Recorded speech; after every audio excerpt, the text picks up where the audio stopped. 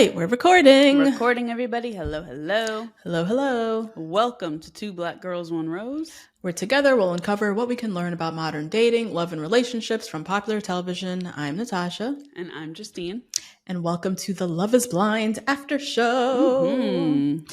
Today we will be joined by a very special guest, friend of the show, dating coach Anwar White. Uh-huh. Anwar has been in the business of helping women find love for well over 15 years. Mm-hmm. We've had him on the podcast before, way back in May 2023. Amazing interview, I thought. I thought as well. If you are dating, listen to that episode because it was really good. He dropped a lot of good gems. A lot of gems. A lot of things I haven't heard before. A lot of online dating best practices that are just unique, not the run-of-the-mill, let me Google how to date online.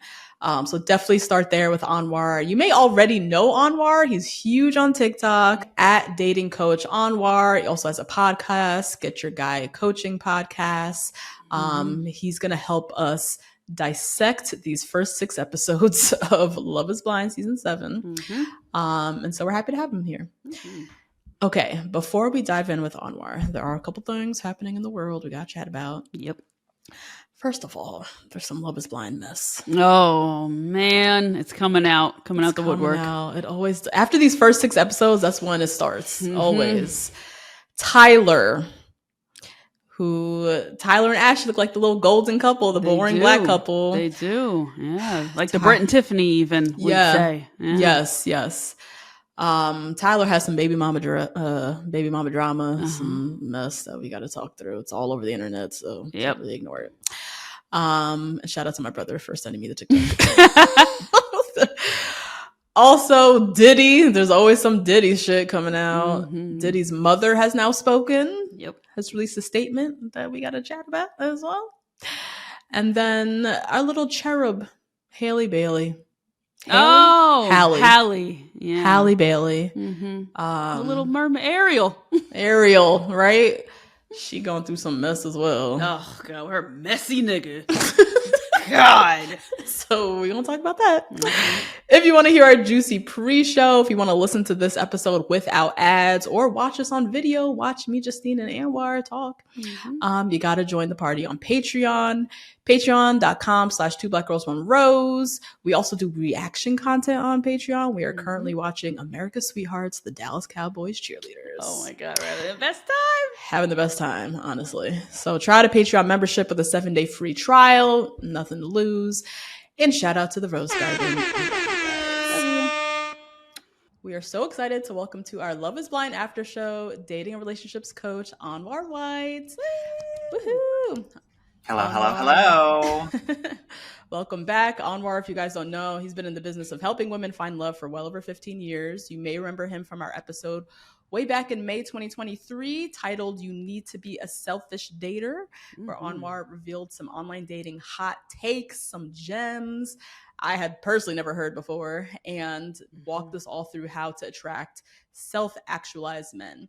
You may also already know Anwar from his immensely popular TikTok account at Dating Coach Anwar, or his podcast, Get Your Guy Coaching Podcast, where Anwar gives actionable advice, tips, strategies to help you level up your dating life. He also is a coach. He works with clients one-on-one, has been doing so for quite some time. And lucky for us, we forced him to watch Love is Blind. You sure did, girl, because I'm a Love is Blind virgin. Oh my goodness. That's my V-card. Oh my God.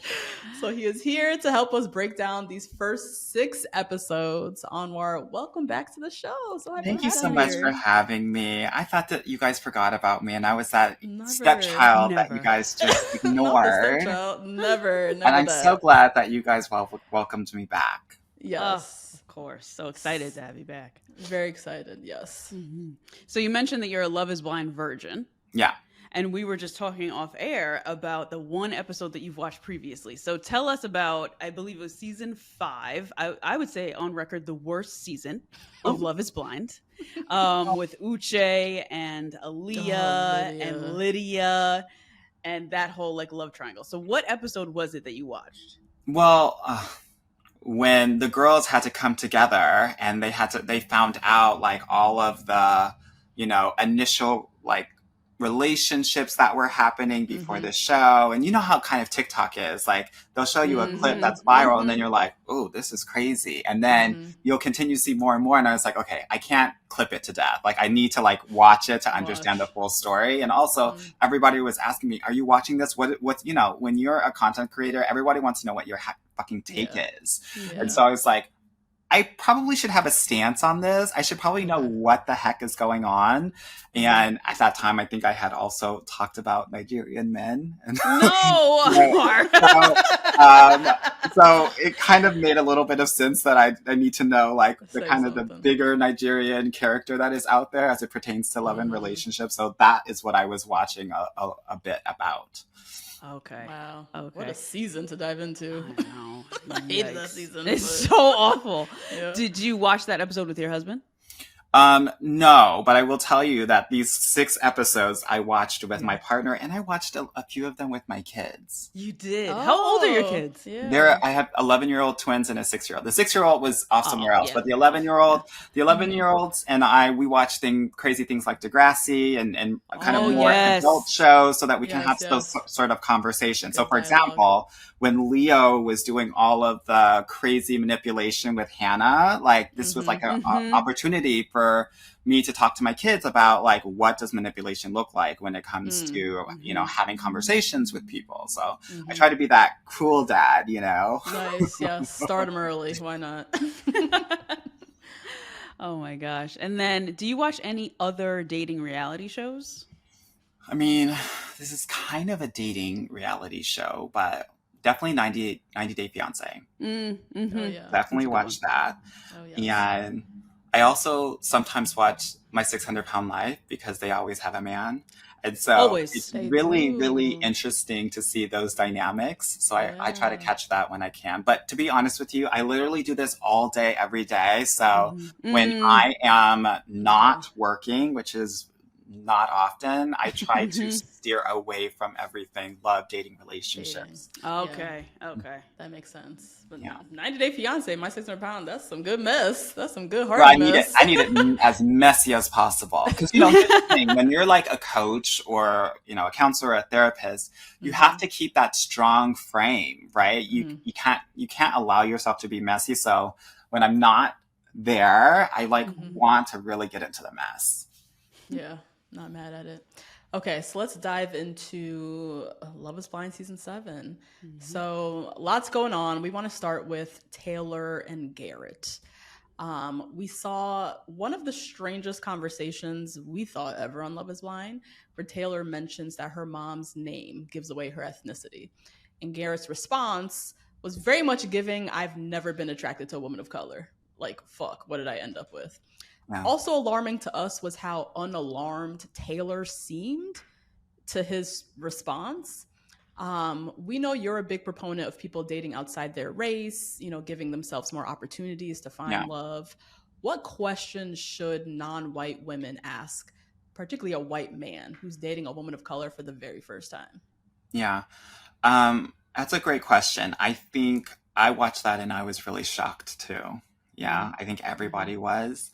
I love the fact that that was an opportunity for people, specifically white women, to see kind of the challenges that women of color have in dating, because I don't really think that they get it. I don't think that they understand, like, no, this is something that actually happens more often than you think. Like when you look at some of the statistics, even in online dating, if you're a woman of color, specifically a Black woman, your response rate is going to be like 32%. And if you're a white woman, your response rate is going to be, and an Asian woman too, your response rate is going to be in the 40s, 40 and 43% respectively. So I think it's important for people to see, like, people have different experiences dating, right? And one of the things that I think is really interesting about Love is Blind is, like, he might not have wanted to engage in conversation with this woman if they were meeting in different circumstances. Yeah, he said that. What it seems like. Yeah. He says in the real world they wouldn't have. Yeah, I wouldn't go up to her at the bar, which is insane. Because she's gorgeous. Yeah. She's beautiful. Yeah. She's gorgeous. I think that, I work with mostly Black women, but all women of color. And for my East Asian clients, what I've noticed is that you spoke about her response. And, I think generally when things are very tense and things are, can be kind of traumatic and scary, Mm-hmm. you get stone cold. Okay. Yeah. Okay. That's the reaction, because that's how many of them have learned to survive in some of the households that they've had to go through. So I wanted to just give that context, because I think a lot of people are like, what's going on here? Why is she not freaking out the way that she was? No, I think she teared up a bit, right? But in those situations, it's stone cold. Okay, so what questions do I ask white men? And what do I recommend white men? Yeah, what do you recommend? What are our white man questions? Yeah. I do think it's important for us to figure out their dating history. Have they dated a wide variety of people, or has it just been white women? Right? Why? Because you no shade, but you never want to be the first. You don't want to be the trial. Right? Yeah. So do you say dating or even just attracted to, like celebrity crush wise? No, dating. Okay. There's a level of open-mindedness that needs to happen here. Right? Mm-hmm. Like, I want someone that's open-minded in so many facets of their life. Because when I'm having a conversation with them, I also want them to be open-minded to my ideas and my emotions, not just my race. Because, my culture and my race do inform some of the opinions and the ways in which I engage in relationships and the way that I see the world. So we want someone to be very open-minded when it comes to that. And so you get a sense of that, of not just their dating history, but also their friend group. If we're hanging out with his friends and it looks like the KKK, no shade, what are we doing here?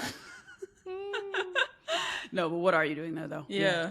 No, very true. Like, who they keep around them. Are you open? Maybe you haven't dated a black girl before, but is your space even diverse? This is important. So also looking at the friend group is really important. The other thing that I would say is you want to make sure that they have like an interest in culture, in your culture, a sense of curiosity, that they're asking questions about it, right? This is important because you don't want to have your own world that's isolated and you haven't really integrated worlds, right? Right. This is the part of you. He needs to get to know you, and he has to be curious about what your lived experience is. And so, we're looking for those curious questions. Well, even if it sounds weird, what's going on with your hair?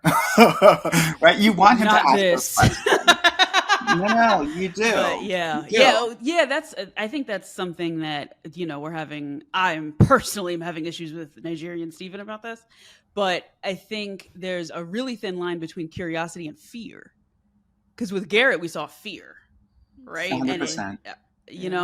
And so I guess is it like a jovial tone? Like, how do we tell the difference between curiosity and fear in those kinds of moments when they're asking questions that sound that crazy? Yeah, I mean, I'm talking more about kind of like a curious, like, I don't want to say jovial tone, but just like, hey, let's talk about it, right? What he was giving was like, you're manipulating me. This is a threat, right? Yes. This is you're putting something on me that I did not ask for, which you signed up for this show. So everything is going to be a surprise. So I mean, these are things that you want to monitor, right? As we talk about getting to know people, whether you're in a pod or you're dating outside of a pod, that like you have to note and record these things down, because especially when you're getting to know someone, they're showing up as their best selves at the very beginning. So if these things are happening at the very beginning, please know that it's much worse down the line. Right?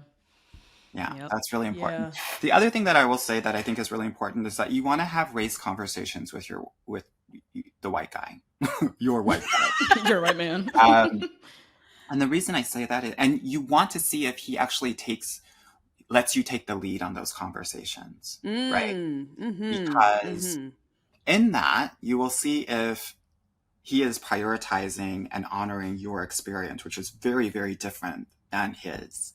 Mm. That, and also not just honor, but like, he's not dismissing it. He's not saying, well, not all people, or that can't all be true. Like, we don't want to hear that. We want to hear, yeah, it really sucks. I'm really sorry that you've had to experience that. Tell me more. Yeah. Right? So, for example, I have a white man at home, and one of the things that I had to do is we were looking for a house, and the person who was kind of showing us the house, he was just looking at my white partner and not me, right? Which happens quite a bit, whether you're at a restaurant or what have you. And so sometimes they're not understanding what's happening, and you want to make sure that when they do when something does happen, that they jump into action. Right. That's my next point, right? Like, when the micro and macro aggressions happen, he's got to step in. He's got to advocate for you. He's got to be that protective shield for you and make sure that it's not happening for you. And that's exactly what my partner did, right? He said, okay, if you're not going to look or acknowledge my partner, we're out of here.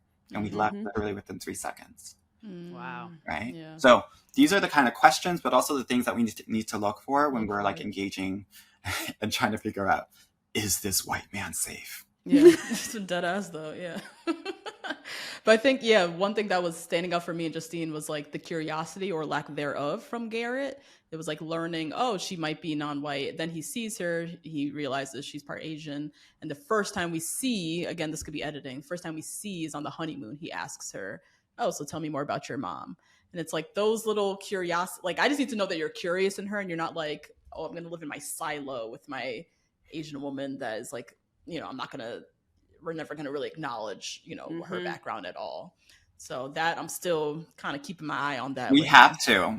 We need to have our eyes on all these people. Yeah, speaking of unsafe white men, Leo, Hannah, and Nick. And Brittany. So the love rectangle with the 4 of them. Yeah. Nick and Hannah are both just hiding, right? They're both painting these very lofty pictures of how they look, and also I think how they are perceived by others. Nick has this like Travis Kelce, America's Choice, Great Value adjacent persona that he's putting on these pods. He's saying that he looks better than Travis Kelce. Hannah is saying that she was the cheerleader who dated the quarterback. Even that language was very calculated. And they both just seem really insecure about their looks and trying to hack through this blue wall that we are seeing them talk through. And people do this all the time with online dating, right? They have a profile of themselves. They say that they're 6 foot, they're 5'9". I'm going to go in and I'm going to see you at some point. Why do these people do it if they can't keep the act up? Is it just to like get that response rate up that you were talking about? Like, what is this? Like, what's the point of putting on an act? If you don't look like that, what's the point? A lot of people want engagement. They want connection. They want a chance. Basically, in their head is like, if they get to know me, none of it will matter. Yeah. Right? They just got to get to know me. Yeah. So why don't I just have a conversation with them and we'll see? Because here's the thing, right? Research says that if you are someone that's like 5'8", you're going to have to make $175,000 to be in the same consideration set as someone who's 6'1" as a man. That is a wild stat. Yeah. I'm trying to tell you all why, but I'm giving you some of the background in terms of why people are doing and saying what they're doing on these apps. Yeah. Also, age, right? I will tell you, if you are over 50 on these apps, the apps will only show you 60 and 70-year-olds. So you have a lot of people that are in their 50s that are saying that they're 46 so that they can see some of the 40-year-olds. You have a lot of 40-year-olds saying that, 48-year-olds saying they're 42 so that they can see some of the 30s. So this is why some of this is happening. We're all trying to kind of hack the algorithm a little bit for more engagement. Okay. And, the more engagement, the more dopamine we're going to feel. The better we're going, the more, messages that we have, the better that we're going to feel. And I think that's what we're all trying to chase at the end of the day. We want that validation, right? Especially on the apps. Now, in the pod, right? I think, for the earlier parts of the experiment, you don't know who you're going to match with, right? So you want to try to maximize your matches as much as possible to have the biggest chance of finding your person. And so I think it's a similar kind of mindset. Yeah. That is so fascinating. And also, I have to be so aware now to keep my eyes open when watching dating reality shows, because that has informed so many people's real life dating experience. Like, it wouldn't surprise me if Nick was lying on Hinge and stuff too, either. Oh, of course. Yeah. You know? Yeah. The He's other trying to thing that I hack will the say too is like when I'm working with my clients, one of the biggest things that is a problem or something that they have a big fear about is like meeting people in real life and Really? them not liking what they see. And this is especially true if you're a bit curvier, right? That like that's the Oh, big yeah. thing, right? That like, oh my God, he's not gonna like me when he sees me and he's gonna turn the other way. And that rarely happens. I'm talking like 0.001% of the time that happens. And so I think it's a real fear, right? And I think that we've got to know that we are it. We got to have that confidence inside to be able to like rock what we're working with, regardless of what that is. Right. I mean, I was a little bit confused too because, you know, Nick was saying that he's a kicker, and kickers have almost a ballet build. Yes. Smaller frame. Yeah. So even if you're not familiar with football, then yeah, I get it. But like kickers aren't huge guys. Hannah was expecting 6'5", big, Right. like Travis Kelce type, as he said. So, but yeah, I feel like everyone's just trying to hack the system that they feel like is working against them in which way they can. Yeah. Now, speaking of Hannah, so on the honeymoon, Hannah is now finding icks of Nick to pick away at him. He rides that inflatable duck on the beach. It puts her off completely. It prompts her to write this 10 things I hate about Nick list that she left out in the open. Question I have for you. Everybody knows what the icks by are. the way, she probably wanted it to be found. Absolutely. Has right? to. Yeah. So everyone knows what the icks are. Everyone has identified what their icks are. Question we have is, should you get over your icks? Like, how can Hannah help herself? Because sometimes it reads as self-sabotage. But really, is there a method to just like get over it? Yeah. So there's a difference between, I think, having like an ick that is like mental and an ick that is like emotional, right? And so what I mean by that is Hannah's ick, generally we think of it as like a gut reaction, but like this is for her, I think, more of an emotional one, right? One that is seeped in trauma that she needs to clear out, right? Part of this is her not feeling like she's ever been chosen. And in that specific scenario, it triggered her. It triggered her because in that moment, it felt like Nick was choosing this other random woman instead of her, right? So we have to ask ourselves, is it like I don't like the way that he chooses food, which has no correlation to a successful relationship outcome? Or is it hey, he's dismissing my feelings when I'm sharing them, which is something that's a little bit deeper and a bit more emotional, that's connected with, lived trauma, right? Inner child wounds, potentially, right? And so I think it's important to actually distinguish between what's deeper and what's more surface level. And that is something that once you determine that, you can figure out, okay, if it's deeper, I need to talk to him about my deeper stuff and give him context into why this hit me the way that it hit me. So now that he knows this is a tender area for me, and then we monitor and see, what does he do with that information? Right? Does he continue to do the same stuff over and over again? Or does he heed to what I'm saying and make sure that he's being really sensitive to something like that? Right? That's what we're looking for. And if your partner continues to do that stuff that you've already told him to do, you're probably going to want to step away. Yeah. So it seems like you need to have a certain level of self-awareness to be able to identify what's surface level versus what's something deeper. And if you don't have that awareness, to be determined with Hannah, but she's fairly young, seems like she might not have it. It could lead to her letting something surface level ruin a good thing, it seems. 100%. Yeah. Yeah, and the difference in language too. We talked about how the ick might be like covering up something deeper, and I think you touched on that perfectly, Anwar. In the pods, Hannah was torn between Nick and Leo, and Leo is obviously extremely fascinating. I think that's why they kept him in, even though they didn't choose Leo and Brittany to go to Mexico, because he was just so interesting. He comes from this immense wealth and this big company, and he loves his job as well.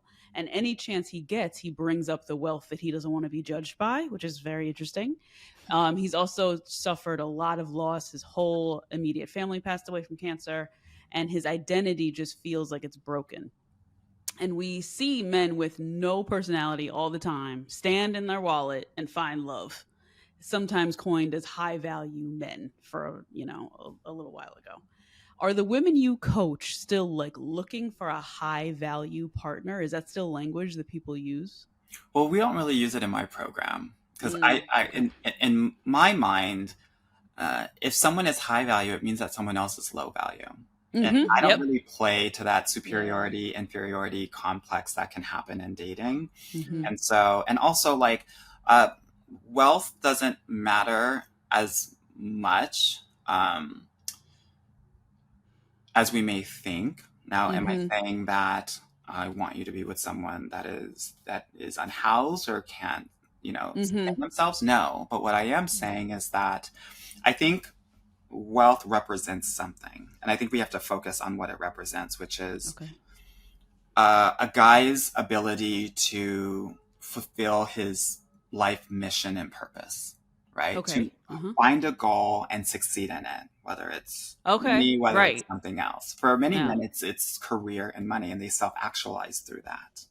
Now, I think Leo is a really interesting case in that because he doesn't have this maybe community, this support where he's not necessarily feeling like he belongs anywhere, that his identity is wrapped in that. And so this is something that you want to really be in observation mode of, because, right, as we think of like Maslow's hierarchy of needs, this like belonging is a very important part of self-actualization, right? And if you don't have that, I will be specific to a man like Leo, he will focus on his money, which means that his ambitions will be all focused to that, and that will be his number one, so that he can feel good about himself. And in those moments, if you're with a man like that, you will be number two or maybe even number three. He's a mama's boy, and many of those guys are. Yeah. So I'm always cautious of those kinds of men that really lead with it. Some guys will do that on a first date, but it's because they're trying to court you and impress you. And it's not because like they're trying to gain power over you. I think there are some guys that try to do that. In the case of Leo, what I was seeing was he wanted to differentiate himself from all of the other men. Definitely. He wanted to say, no, I got it. I got it. All these other guys don't. Right? So pick me. He's actually kind of a pick me. A pick me. He is. That's so true. Wow. Yeah. But can I just say something? I don't say that in shame, because I think that we're all pick me's. Right? That we all have a need to belong. We all have a need to want to be with a tribe and feel like we have connection. But I think that many of us have a greater need than others. And I think Leo has a very greater need, just based on his lived experience and the losses that he's had. Yeah. I think too, and I'd stand on this, I think too, the fact that he inherited a lot of it and did not directly work for the company, I think that has part of it too. That he was just like given it. He talks about a lot that he was like raised to do this.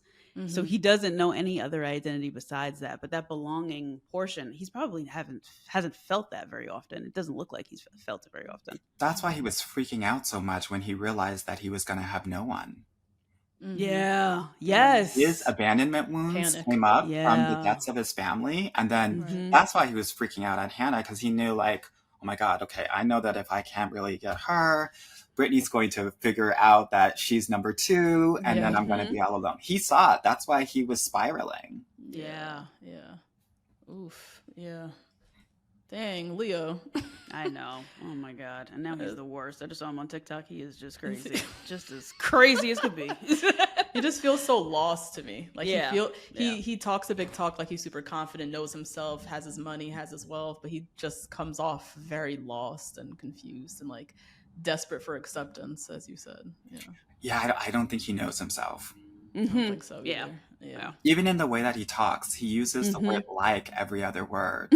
Like he doesn't know what he wants to say. Yeah. He uses that word Right. to actually give himself time to figure out what he wants to say. He's He saying. hasn't actually processed it while he's talking. Jeez. Yeah. Oh man. Now Hannah ultimately chooses Nick, right? Nick chooses her first, it seems. Leo comes in, professes his love, finally, to her. And she at that time just seems so confused because I think she really did like Leo, but then Nick professed his love first, and he was always kind of very clear on her. This is very like dating show, right? Where you're like falling for 3 different people. Like, do you see this ever happening with your clients? Because I know you talk about women dating, keep dating, don't just settle for the first, keep dating. Do you see women falling for multiple men? How do you then advise them to make a decision on who to move forward with? So it's not that they're just moving forward with the guy who picked them first. Does that make sense? I think that's a really great question. And so, in my program, I really do encourage my ladies to Olympic date. So you have to have a gold medalist, a silver medalist, and a bronze medalist. And the thing that we do is every week we are evaluating and rating them. I'm always asking them, okay, tell me your medal contention right now and why. Wow. Right? Whoa. Yeah. So we're not waiting until I have to make a decision at this very time. Okay. Yeah. Every week we get to see who's fighting, who's on top, who's not on top, and why. And each and every week we're figuring out, okay, this is why Tom isn't gold. Right? He's calling me every day and we're having deep conversations. Jerry is in silver because I get to laugh and play with him. And that makes me feel really good. And so we learn from each and every person that we're engaging with and figuring out if the other medal contenders also have the ability that some, the other guys don't, or actually showing, right? Because we're not here to just get part of a guy. We want you to be satisfied with your person, with your gold medalist. And so the other thing that I will say is in my program, we get really clear on what your deeper relationship needs are, not just your wants, right? The needs that are going to satisfy you for 30 to 40 years from now, which, by the way, I will tell you, the way that we figure that out and we kind of focus on that is based on what we didn't receive as a kid. Right? What we didn't receive from our parents. And we use that to inform how we're going to evaluate and rate these men, right? Whether it's attention, nurturing, consistency and dependability, attention, unconditional love, respecting of boundaries, protection. All of those are super, super important. If you didn't receive it when you were a kid, you're going to be starved for it in your adult relationships, and that person has to satisfy them. And if they don't, we got to let them go. So before any of my clients get into a relationship, we evaluate each guy based on these top relationship needs. And I tell them they cannot get into a relationship unless each of these needs has a 9 or a 10 score on them. Yeah. Oh my gosh. I love that philosophy. Because at first that almost sounds like you're looking for what you were lacking and you're almost like coming from a place of that was empty and I need to fill it. But in reality, what you're coming to your clients with is saying you're going to be triggered all the time. If you had that empty feeling and you have that empty feeling in your adult relationships, and that's something that's really important for you to nurture as you get older. I love that perspective, Anwar. That's amazing. One of the things that we do in my program too is we allow the ladies to provide those needs for themselves so that they're not super thirsty Right. for it from these other Yeah. people. And that's what we're Yep. doing in the Yep. program. Right. Okay. But we're identifying them because we also know that that is a special and important need for them as they move forward in their relationships. Yeah. That's, I mean, and I think that's the way to look at dating is that it should be you're looking in the mirror all the time. That's it. And even for our next question for Brittany, we saw her that she said, I date athletes, I date rich men who can take care of me. And then that's who she chose. She chose a rich man who could take care of her. Mm-hmm. So what are some of the ways that you help your clients break some of those toxic patterns that they come into your program with? Yeah. So again, it's all about making the connections, understanding where it comes from, what is the origin story, right? And I will just say this, for many women of color who are looking for a rich man, it is often because we have money wounds. Yep. Many of us had to move a lot. Many of us maybe were on food stamps, or we're privy to understanding that maybe the rent was late on a month or whatever. So we were always focused on survival. And oftentimes survival for us means financial. We can't even get to the emotional parts of ourselves and relationships if you have that lived experience, if you can't get past the survival mentality. And so part of this is learning that and helping my clients become aware that they are safe. They're okay. Like, girl, you got savings. You're not going to be homeless. Right. And actually, like for those examples, I actually recommend for my clients to give themselves treats every week. Oh, right. I love that. Yeah. It's important because one, it helps them learn how to receive and accept gifts and things, because many of us have a problem receiving and allowing and being in our feminine energy. But also having them spend money on things that they wouldn't necessarily do actually can help to heal some of those money wounds. If you're like, oh my God, that cookie is $5, I'll never get that. And I'm telling you, no, girl, you have to get it. And they get it and they realize that they appreciate it. It brings pleasure to them, and they're not dead or unhoused or whatever at the end. It helps to heal a little bit of that money wound. So that's kind of like one of the exercises or tools that we do among so many of them. Yeah. It seems like what you said about discovering, like, what is their origin story? When you have these things like, I need a man who can take care of me, like getting to the origin of that. Where did that come from? Yeah. It seems like it takes a lot of self-awareness to date, but there's a lot of people who are dating who aren't self-aware. So there's a lot of the work that you do just like start there, it seems. Like before we even talk about your app, your profile, like let's just get to know you and help you get to know you. So the way that we work is actually we get them on the apps and we get them dating pretty quickly, because dating brings up all your ish. Yeah, true. So like I don't even know what's hidden inside, right? Until it starts to come up. Okay. So we get them dating pretty quickly and we figure out, oh, okay, if some guy doesn't call me and he says he's going to, now we can explore that and figure out where that comes from. And maybe it's like, oh, okay, your dad gave you a lot of empty promises and he never fulfilled them. Let's explore that. It's about being able to make the connections, especially with the dating triggers, to be able to talk through it, to heal through it, to do exercises to make sure that those things are not as much, don't affect you as much as they did before, so that we can continue and be consistent in dating. Most of the time, people are getting so triggered that they're doing this start and stop thing, and they're losing all of their momentum and all of their dating results because of it. Half the battle is actually staying consistent. I will tell you this, I tell my clients, you're going to have like 150, maybe even 200 conversations before you find your person, depending on where you're at. But if you're stuck at conversation 30, and you're triggered and you don't know how to navigate that, you're going to stop. Yeah. And you're going to come back a couple months later and start from zero again. There is such a thing as dating momentum, and it's really important that you keep it. It's like, pace of a marathon. Yeah. But part of this work is awareness. Yeah. But awareness is just the first step. You have to be aware before you can actually break the pattern.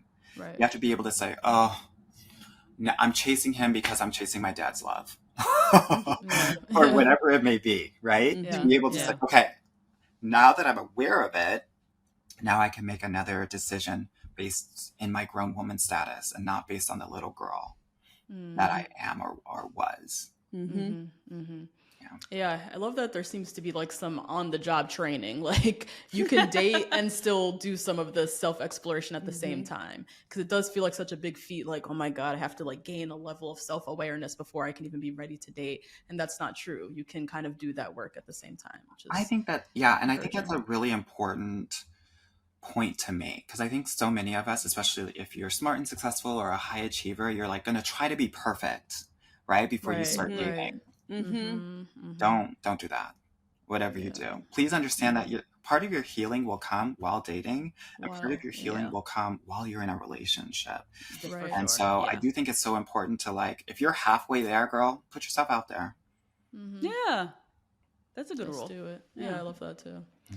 Okay, I want to shift away from Brittany, Hannah, all their mess. Talk about some new mess, Tim and Alex. So, very cute black couple at first, but they always, at least in the pods, it started this kind of like bickering, banter, teasing kind of thing going on. As soon as Alex said that she has a short temper, I kind of knew that this like cutesy bickering bullshit was going to turn into a fight down the road. And we're really going to see how these people show up in an argument, which happens on day 2 of the honeymoon, where they have this monster fight off camera. We learn Alex put hands on Tim, called him out his name. He tried to leave the situation. It was just bad.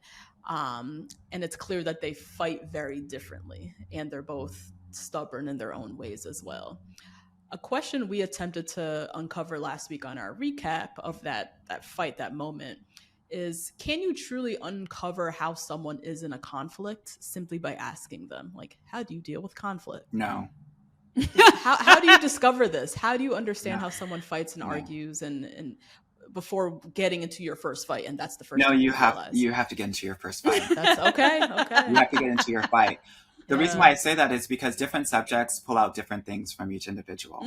Like, I can have a fight with you about the dishes, right? And maybe it's not that big of a deal for me, but maybe if I have a fight about you taking out the trash on a certain day, that might be bringing up different things, and I might bring a different energy or tone to that conversation. So part of this is understanding, again, the awareness and the context. What are we making these things mean? I will tell you right now, when they met, I already knew that Alex, she wasn't ready for this. I think that's her name. Really? Yeah, I have to. When Yeah. they met, like after the pause, he proposed. Yes. That's when you knew. That's when What was standing out to you from her? when he kept on saying the dog thing. Yeah. Yeah. And she was, because this is contempt. When you're rolling your eyes, the sarcasm, the condescension, the name calling, the sneering, that's contempt. And contempt is the easiest predictor for divorce. That's like one of the 4 horsemen or the 5 Correct. horsemen or whatever From they the say. Gottman Institute. Yep. Yes. Yeah. Contempt. It's the worst. Some people think, oh my God, I love that they're so sarcastic and funny. I don't. No. I don't. Sarcasm is the antithesis of vulnerability. Right? And vulnerability is about connection. It's about acceptance. Right. Yeah. Okay. So when I saw that, I said, oh, this is not going to work. That's not going to work. Wow. Yeah. So really, you have to be. I think you look for the signs of contempt, but then you kind of have to be in the disagreement or the argument to see how they navigate it, right?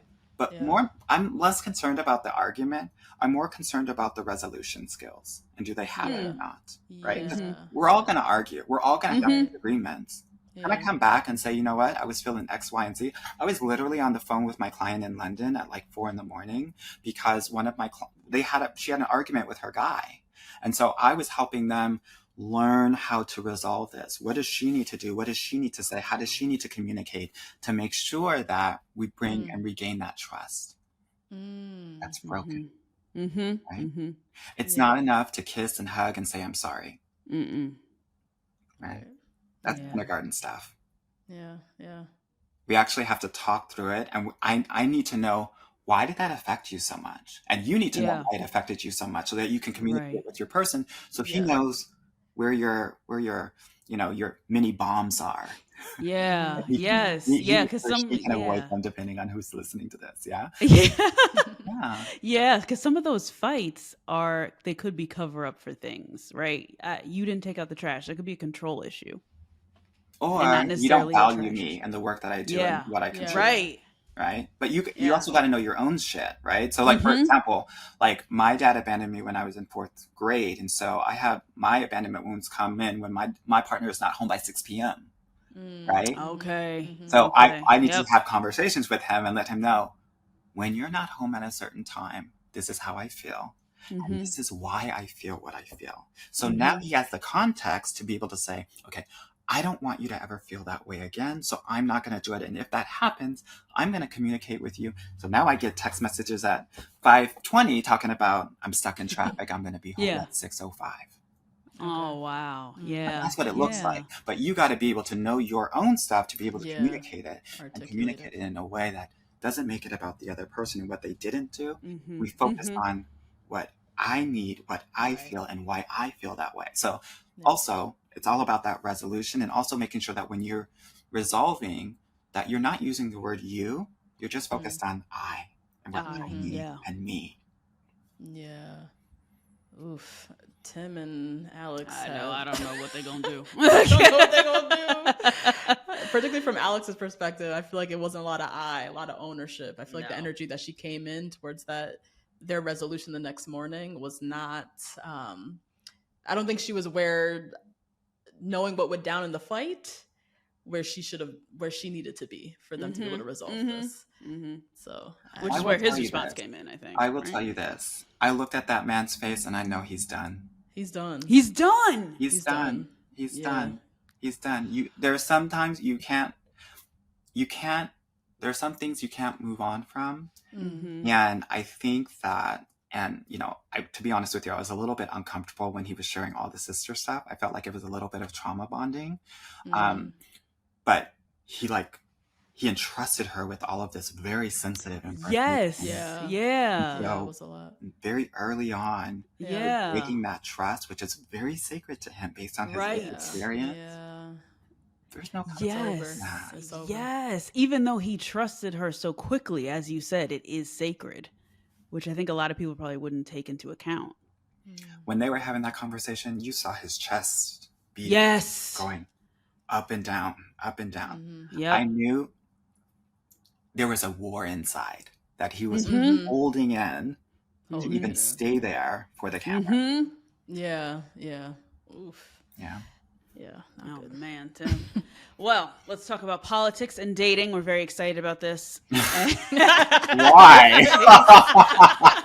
Well, it's just really fascinating for us. I think, Netflix and Kinetic, they did this on purpose, right? To release DC a month before the election was so crazy. But let's talk about it, right? So on this season, we meet 2 Black women, Marissa and Monica, who are both seemingly unbothered by dating a Trump supporter. Marissa reveals that her ex of 3 years was a Trump supporter, and Monica meets Steven in the pods, who recently discovers he's a 4th Black, which even that is like so convoluted and crazy, and also revealed that he voted for Trump in 2016 and that he he doesn't like either candidate, very much like playing the mid role, right? And he's not the first Black Trump supporter in the world, but he's probably not the first choice for a lot of Black women. But Monica is still seemingly, for, whatever reason, trying to forgive him. In this political climate, particularly with advising your host of women of color clients to date outside their race, what are some of your thoughts on dating outside of your political affiliation? So I tell my ladies to swipe on Democrats, moderates, and Republicans. And I think it's important to understand that there are Trump supporters and then there are older school Republicans, right? And I do think it's important. I always tell people, someone's profile doesn't fully represent them. So you're going to have a conversation with them to figure out who the hell they are and what they represent, right? Just like your profile doesn't really represent all of you. And so having those conversations that I think are really important, right? Just because I have Republican in my profile doesn't mean that, you know, I don't believe in equality or things like that. I do think that there are some people that are more extreme that maybe have those differences, but you're going to have to get to know them to figure out where they stand when it comes to that. So I always tell my ladies, swipe on them. Unless they say white lives matter, swipe on them. Oh my God. What if they have like Trump, like MAGA merch in their profile? Would you still swipe? Well, every woman is different. I have some clients that are Republican, right? Okay. And are somewhat open to that conversation, right? Okay. And so if that aligns with where they are, so like, for example, Monica gives me a lot of Candace Owens a bit, right? In terms of like conservative, like, that's not a bad thing, right? I'm just saying, like, I'm not surprised. I'm not here to judge. I'm not here to judge anyone. Right. But what I'm saying is that the vibe, the tone, all of that, you guys stop. Sorry. We hate that bitch, so that's why. Okay, We'll say it though. You could be fine. Yeah. But what I'm saying is that I can see her being with someone that's a bit more conservative. Okay. Yeah. The person I was surprised about was Marissa, right? And I think that, you know, I call that couple my hippie dippies. I think that's so just like open to the world and everybody that it's just like, I just want to connect with the person. But I was like, when she told me that, I was pretty taken aback. But get to know them. And I think that the traditional kind of advice is like, don't talk about money or politics on the first date or early on. No, talk about it now, please. Yeah. Early, as quickly as possible, as quickly as you feel comfortable doing. You want to know where people stand and how that's going to affect your well-being ultimately. And things, obviously, we all know have become much more extreme. So please do not be shy about these things. Talk about them, get them out in the open, and figure out, is this something that you're curious about and you want to learn more about, or have you heard enough and it doesn't feel good and safe for you? Yeah, I think that makes a lot of sense. Like, swiping on, it depends on the person. I'm way over here on the left side. I just couldn't. I was swiping left on any. I didn't even have Republican showing.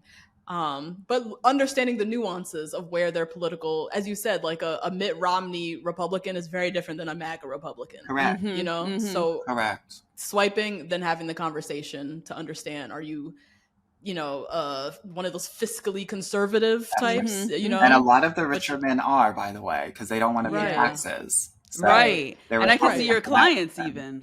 Yeah, some of your like richer clients, right. you know, you're But then they're pro-choice, you know, like those, that's right. So we have to explore that. Right, that makes sense. Okay. Yeah. So more on Monica. She keeps giving Steven credit for one, being part black. She brings it up a lot. Just him being, right? And I wish I got credit for being black. Right? Can I get a Triscuit? Jeez. So he keeps getting Triscuits for being part black. And then she also keeps bringing up how when he discovered he was black, he went to the library, got the books, did the research, and, you know, giving a lot of kudos to Steven. Why is Monica, from your perspective, continuing to focus on these efforts? Feels like she's insecure about something with him, or just him in general, and is trying to like talk herself into making sure this is a good choice. Or her, because she didn't know a box to check, and he seemingly does. I think that she is someone, and we all know that girl, who has been called Oreo her entire life. And so his 10% 23andMe blackness gives her a bit more credence into her own blackness. Yes, that's what it feels like. Yeah. And he has a really interesting look, right? Meaning like my uncle looks the same way. Like he's like kind of he looks so hair, black. kind of a Creole-ish, Yes. right? And so what does that mean? For someone like Monica, who probably goes into a lot of different kinds of spaces, probably like professional, more like whiter spaces, personal, more blacker spaces, it's important for her to have a partner that can be able to navigate all of those different parts of her life, right? And do it well. Yeah. Okay, so she's putting emphasis on him navigating this space later in life, no matter how to us seemingly futile those efforts seem to be, because I don't think it's about the effort. I think it's just about the representation and like what it looks like for her own brand and reputation. Wow. Yikes, Monica. Yeah, that's interesting. I think, people are tearing her up online. Seemingly. I know. Yeah. But, I think that her heart is in the right place. I just think that she doesn't really know herself. Yeah. Or like, like, and this happens for so many women out there that like, oftentimes, and this is part of the work that I do in my program, right? Yeah. That like, we're given a certain identity when we're a child, right? And then oftentimes that stays with us for a while unless we actually truly explore and question whether that identity was correct for us or not. And sometimes we don't question that. And Monica might be a woman that hasn't questioned that or allowed her identity to evolve to who she really feels that she needs to be for herself versus what society or her peer group wants her to be. Yeah. It's too bad though. I'm a little worried about that couple, to be honest with you. Yeah. What gives you pause and worry? When she says things like, "You're talking too much." Yeah. Oh yeah. That was very emasculating. Emasculating. Controlling. Yeah. And you always want to make sure that your partner feels seen and heard and understood. Yeah. And if I'm just getting to know you and you're telling me that I'm talking too much, then why would I even want to talk at all? But what if he's talking too much? There are a variety of different ways that you can butt in. Yeah. Butt in and say, this is what I think about this. Yeah. Right? Steal the air versus telling him, shut up, you're saying too much. Yeah. You can kiss him. That'll shut him up real quick. Right? You can pivot and say, hey, let's talk about something else. Right? Yeah. And it seems like something that she would have known in the pods and is now getting annoyed with in person, which is very odd. Yeah. And telling him so much, like, to his face. Mind you, they're still in the process of getting to know each other. So that can be harmful to him, feeling like he can't be himself. It's very early. Early this days is like the honeymoon stage. Right. So it should be a lot of it should be very Tyler and Ashley. It should be a lot of roses. Right. A lot of rainbows and fairy tales. Yeah. True. Yeah. Interesting. Well, our last question about Steven and Monica, which this is some of the red flags. We see red flags all over with the two of them. I see it more with Steven than Monica, but I think you're right with that talking point. But Steven reveals to Monica in the pods that he was emotionally cheating on his last girlfriend because he felt unworthy of his partner. He started DMing girls on Instagram to stroke his ego and said that he almost took it to the physical, but not quite there. And then he said that he went to therapy to try to resolve those issues. We did peep during the couples mixer that he did say to the ladies, I feel unworthy of Monica in a complimentary way. So we tried to remix it, saying that he feels unworthy again. Monica didn't seem to pay any attention to that, but we caught it. And now we're just worried and just like waiting for him to fuck up again. Do men typically cheat for the same reasons in a new relationship, you find? Yeah, so what's happening there is what I call the out of his league girl. Okay. When you're a woman and you are out of a guy's league, and this can be educationally, financially, looks-wise, you'll hear this rhetoric, you'll hear this conversation. It is important to listen to it, because what he is telling you is that he doesn't have it. Wait, I'm sorry. No, you're Have right. it. He's You're right. telling you. Men will Yeah, tell you sure. exactly what they're thinking, and he's saying, "I don't believe that I have what it takes to be with a woman like you." And it is very important for you when you hear that to listen to it and really take it as truth. And the reason I say that is because the longer that you stay with someone that feels that way, the sooner or the quicker that that person is going to try to humble you to bring you to their level. Oh, okay. So he's doing this cheating because he wants to humble. He wanted to humble his ex, and it might be a pattern for him, right? And they will humble you in a variety of different ways. They won't celebrate you and your accomplishments, right? They'll question the way that you think or do things, right? They'll talk about how you're too much, or why are you spending money on these things, right? Or your lifestyle is, or you're superficial, or what have you, right? Or you think you're so smart. That is an attempt to humble you and to put you on, quote unquote, the level that he thinks that he is on. Right. Okay. Yep. You don't want to stay. You don't want to stay with a man who thinks that you're better than him. Yeah. You want a man to think that you're a queen, right? Yeah. But attainable. Right. He's in the same stratosphere. Not that he like hit the jackpot with you and now he's trying to hang on to you, or whatever. Yeah. So I'm not positive about that couple. Not at all. Oh God, yeah. Well, we'll have to see with Steven and Monica and a lot of these couples. Yeah. Anwar, thank you so much for joining us. This was really fun. We're so happy you're in Love Is Blind world now. It helped us dissect I'll have and to make finish sense it now that you guys got me started. Now you have to. You must. I blame you all. Where can people find you? What exciting things you have got going on? How can people work with you? Share all your deets.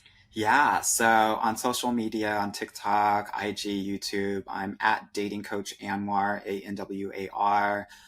If you're interested in potentially working with me, you can go to my website, www.getyourguycoaching.com, and book a consultation. Or you can also check my podcast called the Get Your Guy Coaching Podcast. And I'm gonna need you guys on that podcast. I know. I didn't know that God, you guys please. podcast. We need the invite. Oh yeah, I didn't know that. So y'all gonna have to come, and we need to talk all about dating reality shows and the people who watch them.